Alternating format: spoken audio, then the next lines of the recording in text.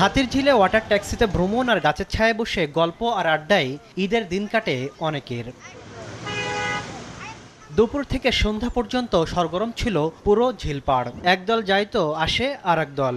অনেকে ওয়াটার ট্যাক্সিতে চড়ে জলরাশিতে আনন্দ উপভোগ করেন। ফ্রেন্ড সার্কেলদের সাথে ঘুরতে আসছি, এখানে ওয়েদারটা অনেক ভালো। হাতিরঝিলে এসে আমাদের অনেক ভালো লাগছে। হাতিরঝিলে এসে এখানে আসলাম, মানুষের কোলাহল দেখতে পাচ্ছি, অনেক ভালো লাগছে।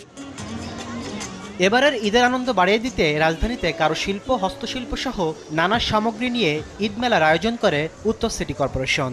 মেলা ঘিরে ক্রেতা দর্শনার্থীদের মিলন মেলায় পরিণত হয় পুরাতন বাণিজ্য মেলার মাঠ।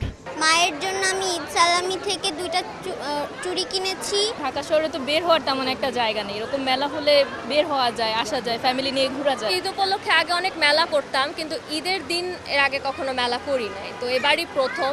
এদিন আগারগাঁও বিমান বাহিনী জাদুঘর, রবীন্দ্র সরোবর, জিয়া উদ্যানও ছিল দর্শনার্থীদের উপচে পড়া ভিড়। তাসলিম তৌহিদ, সময় সংবাদ, ঢাকা।